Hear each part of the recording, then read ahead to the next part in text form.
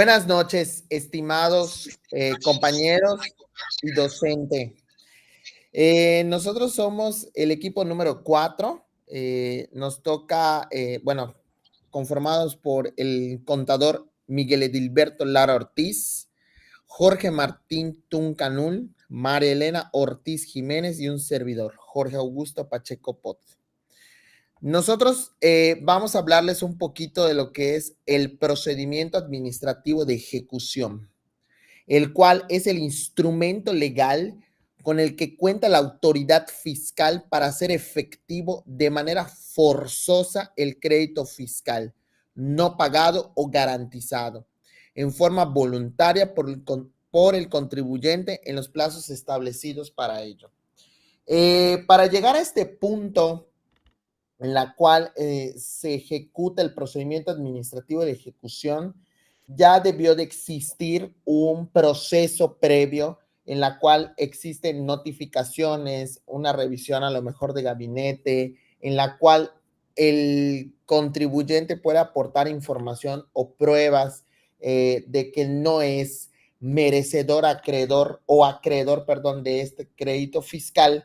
Y al final, pues, llegar ante, pues digo, dentro de todo el proceso de defensa, a un acuerdo o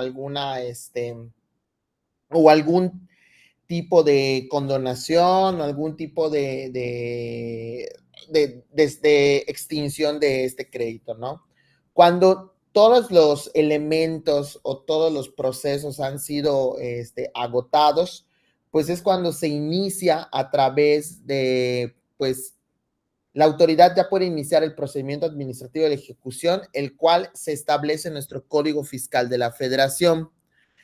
Y en la siguiente diapositiva vemos que el artículo 145 de la ya mencionada ley menciona que las autoridades fiscales exigirán el pago de los créditos fiscales que no hubieran sido cubiertos o garantizados dentro de los plazos establecidos por la ley, mediante un proceso administrativo de ejecución, en la cual pues existe una prenda de hipoteca, una fianza, una obligación solidaria, títulos de valor, embargo vía administrativa o el dinero. De acuerdo a ese artículo de acuerdo al artículo 141 del mismo código, aquí establece cómo pueden garantizar este crédito fiscal para que pues no llegue a otras instancias, puede ser a lo mejor en materia penal o la finalización de el asunto en materia administrativa, perdón.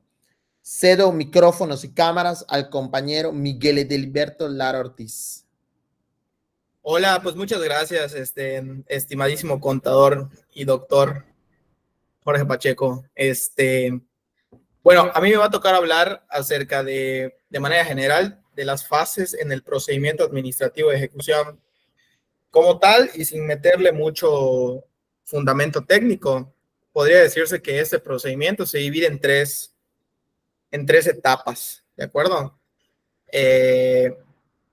En principio, como explicaba Jorge, acá el compañero, era o es necesario iniciar con un requerimiento de pago. ¿Qué quiere decir esto? Que el contribuyente como tal, en el ejercicio de su día a día, determine alguna obligación omitida y en ese sentido la autoridad fiscal, en apego a sus facultades de comprobación, pueda requerirle el pago. ¿De acuerdo? Esto no es tan sencillo como parece, o sea, tienen que pasar muchos filtros para llegar a este requerimiento de pago y por ende al procedimiento administrativo de ejecución.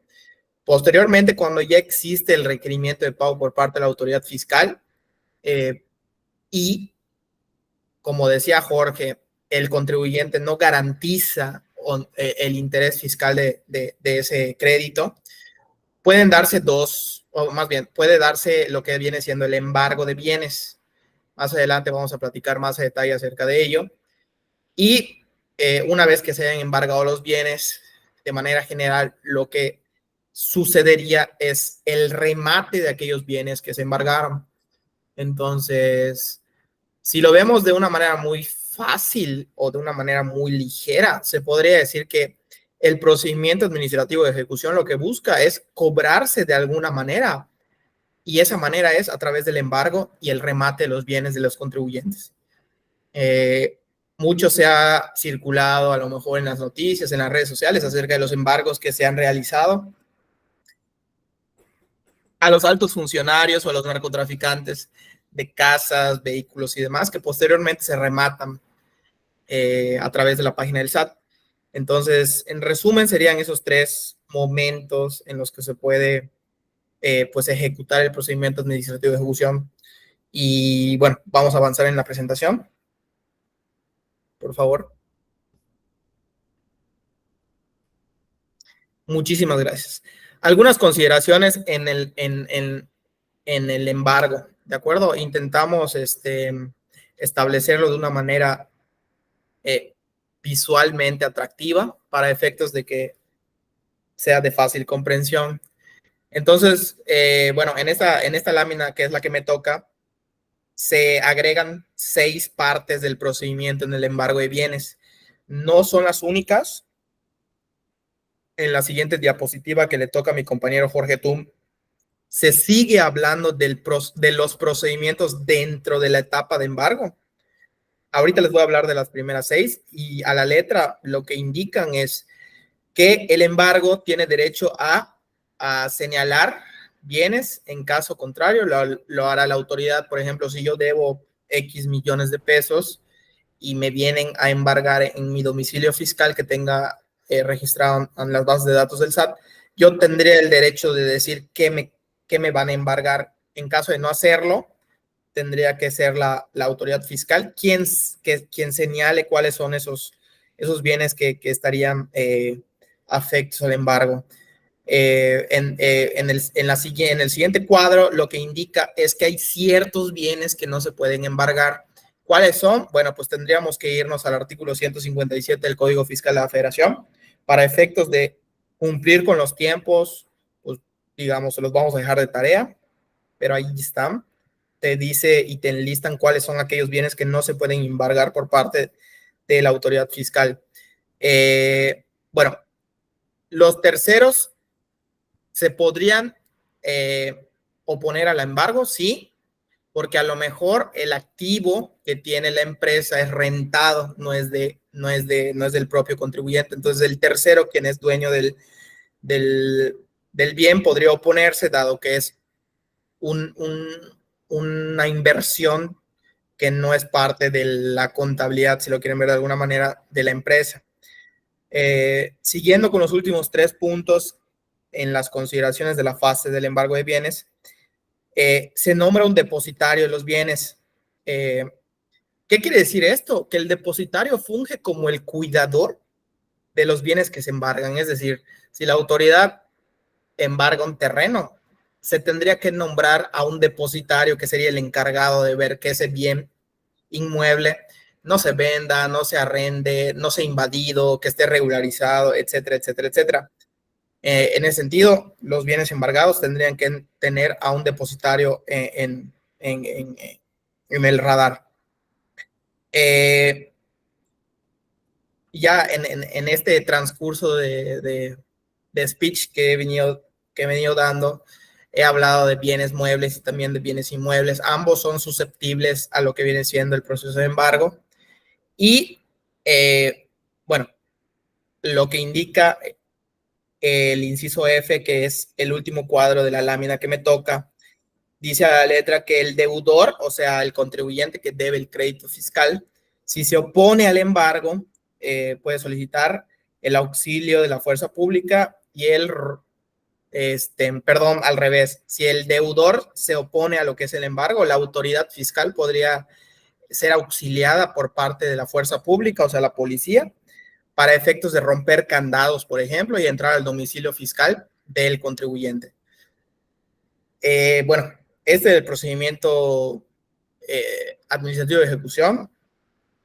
Es para temas meramente administrativos que tienen que ver con pleitos, si lo quieren ver de alguna manera, o sea, administrativos fiscales. Entonces, bueno, para continuar, cedo cámaras y micrófonos a mi compañero y amigo Jorge Martín Tum, quien nos va a continuar hablando de las consideraciones del embargo de bienes y una parte de lo que viene siendo la del remate. Entonces, pues Jorge, adelante.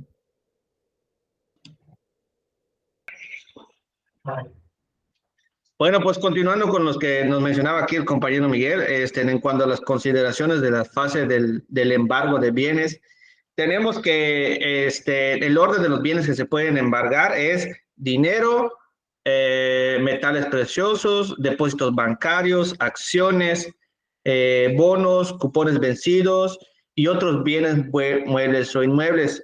Digo, tomando más o menos lo que se mencionaba en el inicio, el embargado tiene pues el derecho de señalar qué es lo que se le va a embargar.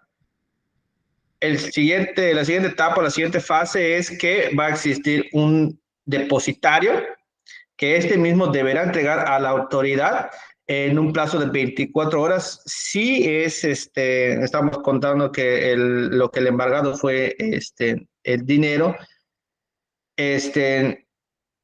y de 5 días si es otro bien señalado para el embargo. Ahora, cuando se embargue una negociación, se va a nombrar a un interventor que va a fungir como administrador, que va a ir verificando cómo se va a ir desarrollando el negocio para efectos del siguiente etapa, que es que tiene la obligación de recaudar el 10% diario y rendir un informe mensual de cómo va avanzando ese negocio en cuanto a la recaudación.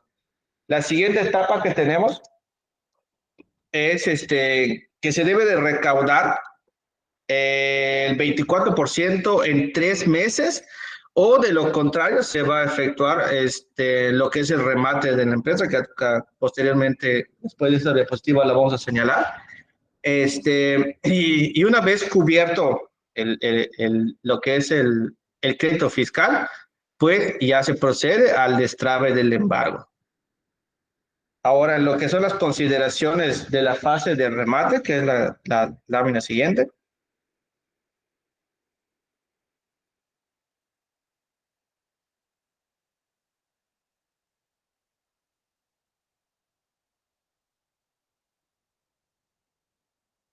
Ok. Bueno, las consideraciones de la fase de remate. Como primer paso tenemos que se convoca el remate a partir del día siguiente que se encuentre firme la base. Esto es decir que, como lo menciona la segunda etapa, es que la base del remate es el avalúo, la cantidad que se va a fijar por ambas partes. Entonces, ya una vez establecido esa base, al día siguiente se convoca para el remate correspondiente. El tercer paso es que tanto el primer perito y el tercero, en su caso nombrado por la autoridad, en caso de inconformidad del segundo perito, es nombrado por el deudor. Ahora, si hay alguna cierta inconformidad, el perito también pues tiene ese derecho de poder nombrar a su propio perito, en su caso, para que pues puedan determinar a lo mejor darle más valor a ciertos bienes, ya sean muebles o inmuebles. El siguiente paso que está considerado dentro de lo que son las etapas de remate es que el avalúo debe rendir un plazo de 5 días en lo que respecta a los bienes muebles, 10 a lo que son los inmuebles y 15 en lo que son las negociaciones de remate. Dura ¿cómo está? Y 15 negociaciones. Ok, y 15 días en lo que respecta a las negociaciones, y el remate durará un periodo aproximado de 5 días. Ahora, puede existir una venta fuera de lo que es el remate si el embargado, en este caso, propone a un comprador, es decir, que él puede de igual manera poner a la venta ciertos bienes para poder cubrir esa deuda, y puede él proponer a ese comprador para que todo pueda ser de una manera más fácil, a lo mejor de una manera más rápida. En cuanto a la etapa siguiente, es que hay una postura legal que es de las 2/3 partes del avalúo, que se envía de manera electrónica por medio de un escrito por parte del postor, y una transferencia del 10% del avalúo. Esto es más o menos como sucede en los temas mercantiles, que se da un 10% de lo que es el avalúo para poder entrar y poder, en este caso, pujar, por así decirlo, en el remate. A continuación, nuestra compañera María nos va a explicar las últimas fases de lo que está considerado dentro de las consideradas de las fases del remate. Así que pues le cedemos cámaras y micrófonos a la compañera María Ortiz. Consideraciones de la fase del remate. Inciso G. El postor ganador deberá pagar en un plazo de 3 días si son muebles y de 10 días si son inmuebles, o negociaciones para que le sea adjudicado el bien. Inciso H. El embargado tiene 3 días para entregar la factura si es bien mueble o 10 días para firmar la escritura de compraventa. Inciso I. Si el postor ganador no cumple con sus obligaciones, se deja sin efecto el remate. Y de esta manera concluimos. Y aquí tenemos nuestras referencias bibliográficas. Saludos.